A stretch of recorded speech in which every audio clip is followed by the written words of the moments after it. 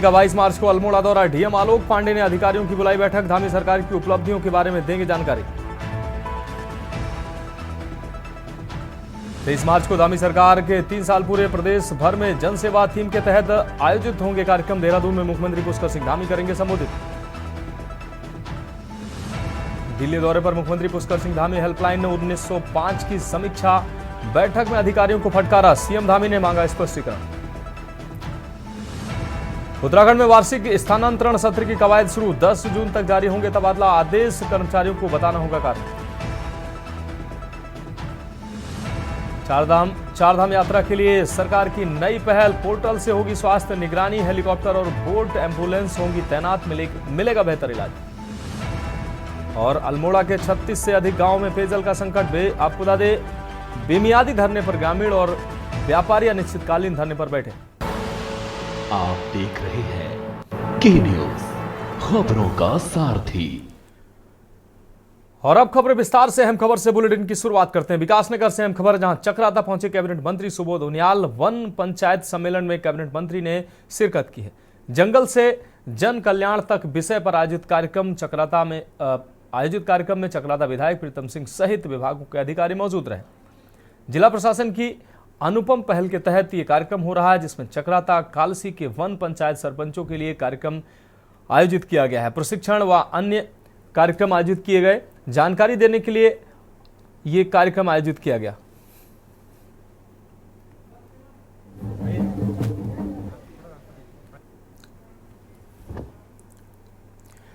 और अगली अहम खबर हरिद्वार से है, जहां उपजिलाधिकारी के निर्देश पर हरिद्वार प्रशासन ने अतिक्रमणकारियों के खिलाफ एक व्यापक अभियान चलाया है। रावली महदूद से लेकर राजा बिस्कुट तक चले इस अभियान में अवैध कब्जे हटाए गए हैं, जिसमें 15 से 20 दुकानदारों के चालान काटे गए हैं और कुछ को नोटिस जारी किए गए हैं और चेतावनी भी दी गई है।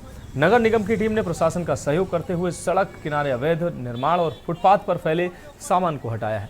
नागरिकों ने इस कार्रवाई की सराहना की, जबकि अधिकारियों ने स्पष्ट किया कि अगर समय रहते कब्जे नहीं हटाए गए तो कड़ी कानूनी कार्रवाई की जाएगी।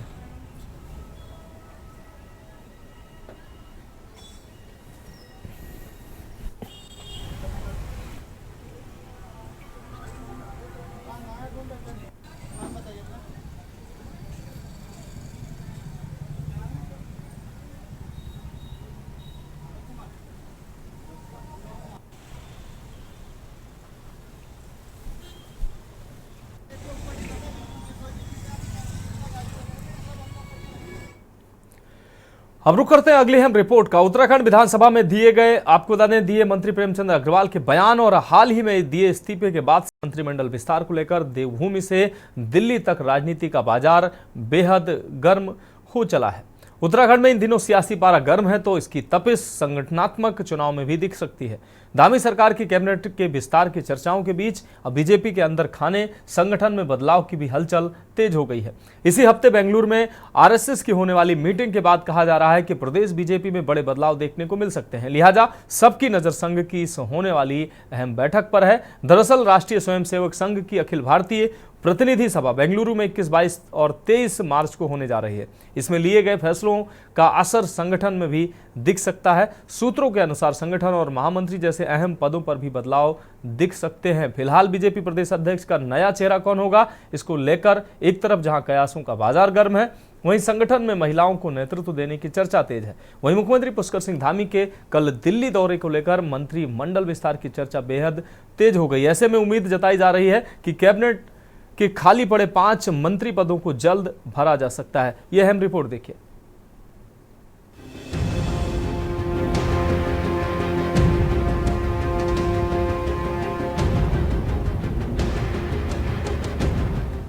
उत्तराखंड में अब मिनिस्टर के 5 पद खाली हो गए हैं। उत्तराखंड कैबिनेट में कुल 12 मंत्री हो सकते हैं। मुख्यमंत्री पुष्कर सिंह धामी अकेले 50 से ज्यादा महत्वपूर्ण विभाग संभाल रहे हैं। एक तरफ जहां उत्तराखंड में कैबिनेट विस्तार की चर्चाएं हैं, तो वहीं कुछ मंत्रियों के हटने की खबरें हैं, जिसमें एक प्रेमचंद अग्रवाल इस्तीफा दे ही चुके हैं। वहीं इसके अलावा अन्य कुछ मंत्रियों के हटने की भी संभावनाएं जताई जा रही थी, लेकिन अब तक प्रेमचंद अग्रवाल के अलावा किसी और मंत्री की तरफ से कोई बयान नहीं आया। तो वहीं नए मंत्रियों में मुन्ना सिंह चौहान, मदन कौशिक, विनोद कंडारी, आशा नौटियाल और शिव अरोड़ा, सुरेश गढ़िया, प्रेम बत्रा जैसे नेताओं के नाम पर लगातार चर्चाएं की जा रही हैं। वहीं कैबिनेट मंत्री प्रेमचंद अग्रवाल के हटने के बाद मैदान के किसी विधायक की भी लॉटरी खुल सकती है। अब इस मामले पर कांग्रेस भी सरकार से खाली पड़े मंत्री पदों को भरने पर दबाव बना रही है, ताकि मुख्यमंत्री के साथ अन्य विभागों के मंत्रियों से भी कामों को लेकर चर्चा की जा सके।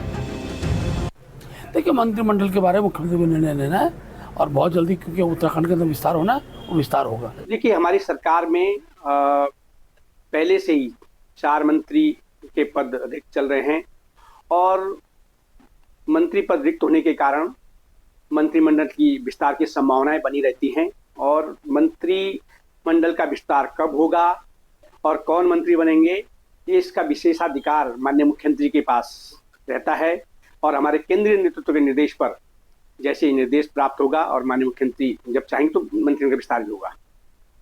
लोगों को आना चाहिए और मेरा ये मानना है कि कैबिनेट में लोगों की कमी होने से सरकार अपनी जो उनका कर्तव्य है उनका डिलीवरी ठीक से नहीं कर पाती और जल्दी से जल्दी मंत्रिमंडल में लोगों को लिया जाना चाहिए। वैसे भी सारे विभाग मुख्यमंत्री में निहित हो गए हैं और मुख्यमंत्री के संबंधित विभागों की मैं प्रश्न तक पिछले 4-5 सालों में नहीं हो पाई, क्योंकि सोमवार का दिन नियत है और सोमवार के दिन प्रश्नकाल नहीं चलता, क्योंकि कंडोलेंस हो जाती है, कभी कुछ हो जाता है या फिर सोमवार को सत्र बुलाया ही नहीं जाता। तो इसलिए भी ये जरूरी है कि विभागीय मंत्री जल्दी से जल्दी बने और उनको विभाग आवंटित किया जाए। आपको बता दें कि पिछले दिनों कैबिनेट मंत्री प्रेमचंद अग्रवाल ने अपने पद से इस्तीफा दे दिया था, जिसके बाद धामी कैबिनेट के 5 पद खाली हो गए। माना जा रहा है कि जल्द ही कैबिनेट विस्तार होने के साथ ही कुछ नए चेहरों को कैबिनेट में जगह मिल सकती है। प्रदेश मीडिया प्रभारी मानवीर सिंह चौहान का कहना है कि मंत्रिमंडल का विस्तार मुख्यमंत्री के विशेष अधिकार पर निर्भर करता है और केंद्रीय नेतृत्व का जैसे ही निर्देश प्राप्त होगा मंत्रिमंडल का विस्तार किया जाएगा। मंत्रियों को बढ़ाया या घटाया जाना ये सरकार से संबंधित सवाल है, लेकिन जनता ये जरूर चाहती है कि ऐसा मंत्री हो, ऐसा विभाग उसे मिले, ऐसा मंत्री इस राज्य में हो जो प्रेमचंद जैसे असभ्य भाषा का प्रयोग सदन में बैठकर ना करे और ऐसे में मंत्री नहीं होने चाहिए जो प्रेमचंद अग्रवाल के बयान का विरोध भी न कर सकें, बल्कि उसे किसी न किसी तरीके से सराह सकें। ऐसे मंत्रियों का कोई लाभ नहीं तो इस राज्य को होने वाला नहीं है। ऐसे मंत्रियों की मानसिकता जिसकी अच्छी ना हो उसका कोई लाभ नहीं है। हम ये चाहते हैं कि साफ सुथरा राज्य है, यहाँ विकास की आवश्यकता है, रोजगार का भी यहाँ पर सवाल है। कैबिनेट का विस्तार तो होना है, क्योंकि मंत्रिमंडल की संख्या भी मेरे हिसाब से कम ही है और धामी जी निश्चित रूप से विस्तार करेंगे और हो सकता है इसी पर मंथन के लिए आप वो धामी जी दिल्ली गए हैं। तो इसमें वैसे देखा जाए तो धर्मपुर से अपना विनोद चमोली जी हैं, उन्हें भी मौका मिल सकता है और पुराने हैं, मिलना भी चाहिए उन्हें मंत्रिमंडल में स्थान। और एक आपके खजानदास जी हैं, वो भी आ सकते हैं इसमें। रूप से माननीय मुख्यमंत्री श्री पुष्कर सिंह धामी जी की कैबिनेट का विस्तार अब होना है, क्योंकि हमारे जो मंत्री थे श्री राम दास जी के निधन के बाद स्थान रिक्त हो गया था और उसके बाद भी कैबिनेट में भी जो सीटें थी वो बची हुई थी जिन पर विस्तार होना था। तो अभी शीर्ष नेतृत्व के निर्णय के अकॉर्डिंग जो है आगे पूरा निर्णय होगा और जो भी संभावित चेहरे हैं वो लोगों पर मोहर लगेगी। तो कोई भी हो सकते हैं, तो कुमाऊं से होंगे, गढ़वाल से होंगे और अपने उत्तराखंड के जो भी हमारे अनुभवी चेहरे हैं उनको जरूर तरजीह मिलेगी और निश्चित रूप से इसमें जो है एक मजबूत कैबिनेट के रूप में विस्तार होगा जो प्रदेश के विकास के लिए, समृद्धि के लिए कार्य करेगा। बीजेपी में मंत्रिमंडल विस्तार पर चर्चा के गर्म बाजार में सरगर्मी ये भी है कि 2027 में अलग रणनीति के तहत पार्टी काम कर रही है, जिसमें युवा और महिलाओं को तरजीह दी जा रही है।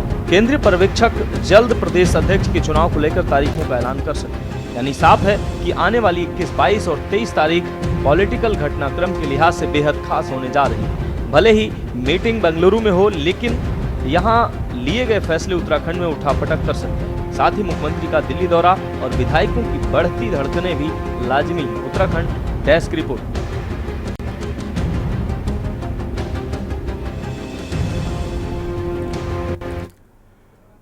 और उत्तराखंड की खबरों के बीच उत्तर प्रदेश के आगरा से अहम खबर सामने आ रही है। इस वक्त की अहम खबर है, दिन दहाड़े 15 लाख रुपए की लूट की गई है। उत्तर प्रदेश के आगरा से इस वक्त की ये बड़ी खबर। बैंक में रुपए जमा करने जा रहा था पीड़ित, इस दौरान ये लूट की घटना सामने आई है। 15 लाख की लूट की गई है। लुटेरों ने लोहे की रोड व डंडों से पीट कर लूट की घटना को अंजाम दिया है। पिटाई से गंभीर रूप से घायल हुआ पीड़ित। तो बैंक में रुपए जमा करने जा रहा था पीड़ित, इस दौरान लूट की घटना सामने आई है। लुटेरों ने लोहे की रॉड और डंडों से पीटकर लूटपाट की घटना को अंजाम दिया है। उत्तर प्रदेश के आगरा से यह अहम खबर आपको दिखा रहे हैं। पिटाई से गंभीर रूप से घायल हुआ पीड़ित। थाना कोतवाली के मानपाड़ा की यह घटना बताई जा रही है। तो दिन दहाड़े 15 लाख रुपए की लूट की घटना सामने आई है। आगरा से यह अहम खबर आपको दिखा रहे हैं।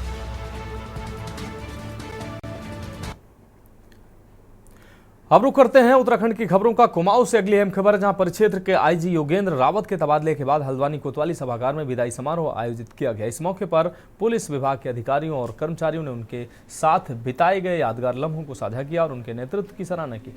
आईजी योगेंद्र रावत का तबादला आईजी कार्मिक के रूप में हुआ है, जहां वह अपनी नई जिम्मेदारियों को संभालेंगे। अधिकारियों ने कहा कि रावत के नेतृत्व में कुमाऊं क्षेत्र में कानून व्यवस्था मजबूत रही और पुलिसकर्मियों को टीम वर्क की प्रेरणा मिली।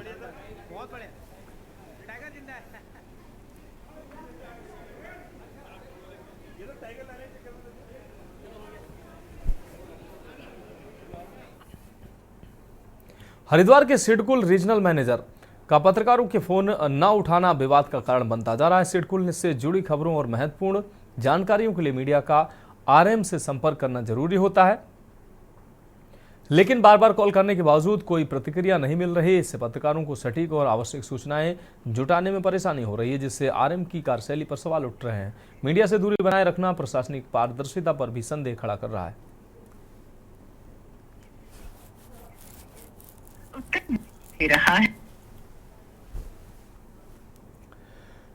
देहरादून में श्री गुरु राम राय दरबार साहिब में हर साल आयोजित होने वाले झंडा जी मेले का शुभारंभ हो गया है। इस ऐतिहासिक अवसर पर 90 फीट ऊंचे झंडे जी का विधि विधान से आरोहण किया गया। इस पावन परंपरा का नेतृत्व श्री महंत देवेंद्र दास महाराज जी ने किया। इस वर्ष ध्वज दंड को बदला गया, जो हर 3 साल में एक बार बदलने की परंपरा का हिस्सा है। आस्था और श्रद्धा के प्रतीक इस आयोजन में 41 सादे गिलाफ, 21 सनील गिलाफ और 1 दर्शनी गिलाफ झंडे जी पर चढ़ाए गए। खास बात यह रही कि इस बार पंजाब के जिला चिक्का नवा शहर के राजेंद्र पाल सिंह और सतनाम सिंह के परिवार को दर्शनी आपको बता दें गिलाफ चढ़ाने का सौभाग्य प्राप्त हुआ।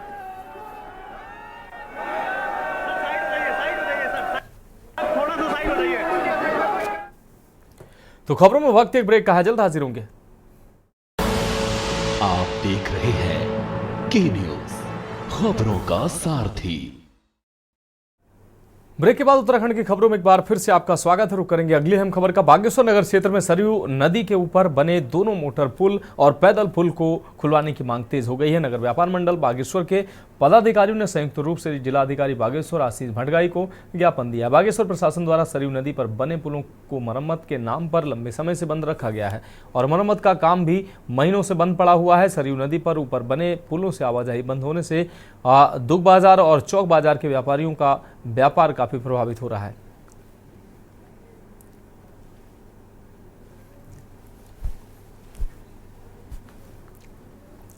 व्यापार संघ द्वारा जो ऐतिहासिक झूला पुल है 26 महीने से बंद है और आज 53 दिन हो चुके हैं डीपीआर बन के शासन को गए हुए। उसके बावजूद आज अभी तक पैसा स्वीकृत नहीं हुआ है और पैसा स्वीकृत होते ही उसमें टेंडर भी लगना है और जब तक पैसा स्वीकृत नहीं हुआ तब तक उसी मामले में आज यहाँ पर जिलाधिकारी महोदय को ज्ञापन देने आए थे। उन्होंने आश्वस्त किया कि 72 घंटे तक शायद उम्मीद है कि यहाँ पर पैसा स्वीकृत होकर शायद प्रशासन द्वारा आ जाएगा और माननीय विधायक जी द्वारा भी शायद आश्वासन दिया गया है। हमारे SSHO जी द्वारा बात हुई थी, की गई थी उनके द्वारा। आज व्यापार मंडल यहाँ जिलाधिकारी के पास ज्ञापन लेकर आया है। एक तो पानी का बिल जो है सीधे जैसे मान लीजिए 100 रुपये आता था तो 110 हो जाए चल जाता, लेकिन 100 के बदले 1000 हो गया है। इतना ज़्यादा बिल बढ़ रहा है यहाँ। पहले लोगों का 1-2 हज़ार रुपये बिल आता था, अभी 8 या 10 हज़ार रुपये बिल हर महीने आ रहा है। इस संबंध में जिलाधिकारी को ज्ञापन दिया गया है और उनके द्वारा आश्वासन दिया गया है कि जल्दी ही ये पानी का जो बिल है उसको सही किया जाएगा। खबर उत्तरकाशी के बड़कोट से है, जहां नगर निकाय चुनाव में उम्मीदवार ने गांव-गांव के लोगों के नाम नगर पंचायतों, नगर पालिकाओं और नगर निगमों की वोटर लिस्ट में चढ़ाए। लेकिन अब लोगों का कहना है कि पंचायत चुनाव में लोगों को नाम काटने का भय दिखाकर 3 दिन में जवाब देने का नोटिस थमाया जा रहा है। इस संबंध में जब मीडिया ने उप जिलाधिकारी बड़कोट से जानना चाहा तो उनका कहना है कि वोटर का नाम सिर्फ एक ही जगह होना चाहिए, न कि 2-2 जगह। जबकि लोगों का कहना है कि नगर निकाय तभी बनती है जब नगर की आबादी बढ़ती है, नहीं तो ग्राम पंचायत क्यों नहीं बनाई गई। एक विधायक, सांसद या नेता कई जगह वोट डाल सकते हैं, तो फिर आम जनता को क्यों परेशान किया जा रहा है। लोगों के नाम पालिकाओं में मकान होने से क्या वोट नहीं डाल सकते। कई प्रकार के सवाल खड़े हो रहे हैं। लोगों का ये भी कहना है कि जब निकाय चुनाव की वोटर लिस्ट तैयार हो रही थी तब VLO और स्थानीय प्रशासन कहां सोया हुआ था। फिर भी आपत्ति के लिए 7 दिन का समय दिया गया था। फिर बड़कोट का चुनाव इतना हाईटेक क्यों हुआ। तो इसमें बिल्कुल जालसाजी लग रही है। नंबर 1 बात, ये गांव में बिल्कुल चस्पा चिपकाया गया। ये वार्ड नंबर 7 की मेरे हाथ में वोटर लिस्ट है, जबकि मेरा नाम कहीं भी अंकित नहीं किया गया। किस बेस पे मुझे नोटिस दिया गया, ये मैं सरकार से या शिकायतकर्ता से जानना चाहता हूँ। माननीय SDM जी इसमें संज्ञान ले और मुझे इसका जिसने ये शिकायत की है वो मुझे जवाब दे। इसमें बहुत सारे नाम दिए गए थे कि नाम नगर पालिका में भी शामिल है और अमुक ग्राम सभा में शामिल है। उसकी जांच कराई गई है और रिपोर्ट जिला निर्वाचन कार्यालय को भेजी गई है। इसमें मेरा यही कहना है कि अगर लोगों के नाम नगर पालिका में है, गांव में है, तो नगर पालिका तो ये तभी बनी जब गांव के लोगों का नाम यहाँ नगर पालिका में चढ़ा। नहीं तो ये ग्राम सभा थी, क्यों इसको नगर पालिका बनाया गया। और दूसरी में ये भी है कि अगर कोई मुख्यमंत्री को 6 महीने में 2 जगह चुनाव लड़ सकता है, हार के फिर लड़ सकता है।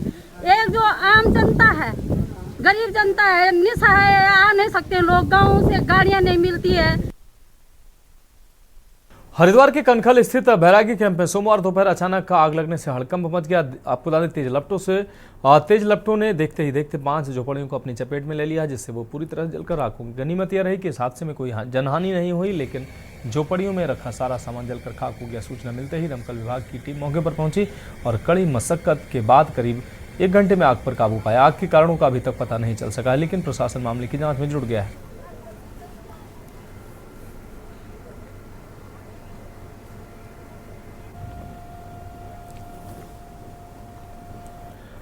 उत्तराखंड हाईकोर्ट ने बनभूलपुरा हिंसा के दिन गोली लगने से हुई फहीम की मौत की जांच CBI से कराए जाने को लेकर दायर याचिका पर सुनवाई करते हुए कोर्ट की खंडपीठ ने सरकार से कहा कि मामले की प्रगति रिपोर्ट पेश करें। आपको बता दें कि मृतक के भाई परवेज ने याचिका दायर कर कहा कि मुख्य न्यायिक मजिस्ट्रेट नैनीताल ने पुलिस को 6 मई 2024 को निर्देश दिए थे कि मामले में अज्ञात के खिलाफ मुकदमा दर्ज कर इसकी जाँच कर उसकी रिपोर्ट कोर्ट में प्रस्तुत करें, लेकिन आज तक पुलिस ने इसकी जाँच नहीं की है। इसलिए उनके द्वारा आज मामले की CBI से जांच कराने व परिवार को सुरक्षा दिए जाने को लेकर याचिका दायर करनी पड़ी है। याचिकाकर्ता का कहना है कि 8 फरवरी 2024 को बनभूलपुरा हिंसा के दौरान फहीम की गोली लगने से मौत हो गई थी। उसके बाद से परिजनों ने इसकी जांच कराने के लिए पुलिस व प्रशासन को कई बार शिकायत दर्ज कराई, लेकिन पुलिस ने न तो इसकी जाँच कराई और न ही मुकदमा दर्ज किया।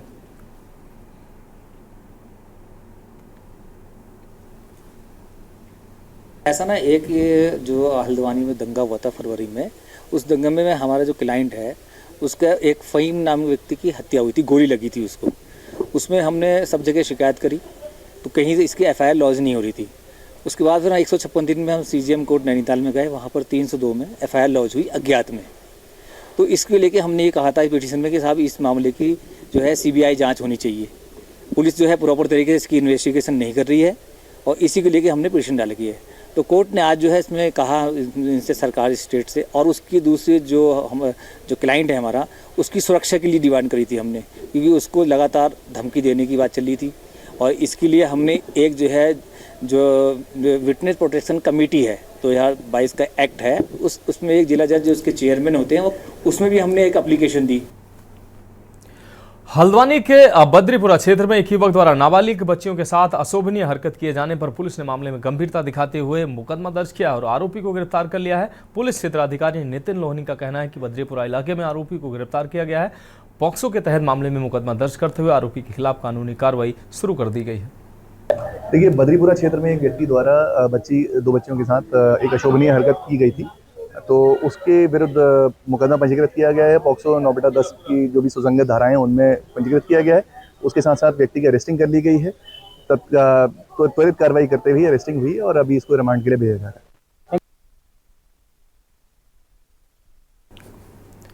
जिले भर से आई आंगनबाड़ी कार्यकर्ताओं ने नैनीताल गांधी पार्क में वेतन वृद्धि सहित अपनी 11 सूत्रीय मांगों को लेकर विरोध प्रदर्शन किया। विरोध प्रदर्शन कर रही आंगनबाड़ी कार्यकर्ताओं का कहना है कि उन्हें शासकीय सरकार कर्मचारी घोषित किया जाए, 18,000 रुपये न्यूनतम वेतन दिया जाए, केंद्र सरकार द्वारा संचालित ICDS, NHM, MDMS, आपको बता दें SMA सहित योजनाओं के लिए वर्ष 2018 के केंद्रीय बजट में पारित राशि आवंटित की जाए ताकि इनमें कार्यरत योजना कर्मियों का वेतन न्यूनतम वेतन के स्तर तक करने के साथ ही आंगनबाड़ी में कार्यरत सभी कर्मचारियों के लिए भी भविष्य निधि, पेंशन, ग्रेच्युटी और चिकित्सा सुविधा यथाशीघ्र लागू किया जाए। अभियंता महोदय द्वारा ठेकेदार पक्ष एवं श्रमिक पक्षों के बीच एक समझौता तय हुआ है कि वो जल्द ही इन श्रमिकों का भुगतान 1 सप्ताह के भीतर कर दिया जाएगा और जो उनकी जो 25% वेतन बढ़ोतरी थी और जो साप्ताहिक अवकाश के दिन जो कार्य किया जाता है उसका भुगतान ठेकेदारों द्वारा किया जाएगा। देखिए, जो संविदा श्रमिक यहाँ पे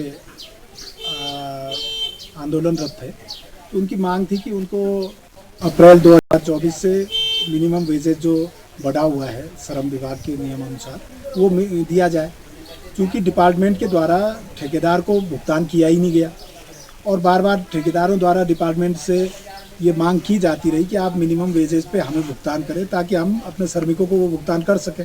आपके द्वारा जब यहाँ पर इस खबर को चलाया गया उसके बाद जो निर्णय आया है आज, तो वो एक श्रमिक हित में आया है और आज हमारे यहाँ पर धरना प्रदर्शन का द्वितीय दिवस था, जो कि आगे हो सकता था कि और भी बढ़ सकता था यदि आज अधीक्षण अभियंता महोदय के द्वारा हमें अपने कार्यालय में बुलाया गया और कार्यालय में बुलाने के बाद उनके द्वारा श्रमिक हित में जो आज निर्णय दिए गए हैं वो बिल्कुल काबिल तारीफ हैं और उनके द्वारा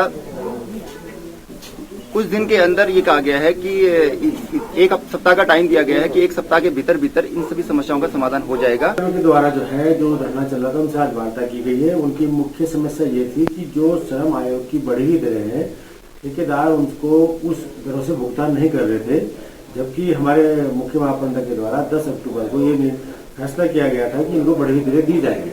तो ठेकेदारों को निर्देशित कर दिया गया है कि ये बढ़ी हुई दरों का भुगतान करें और ठेकेदारों के द्वारा 4 दिन का जो उनका वीकली वो बनता है वो भी नहीं दिया जा रहा था, उसके भी कहा गया कि उसको भी ये दें।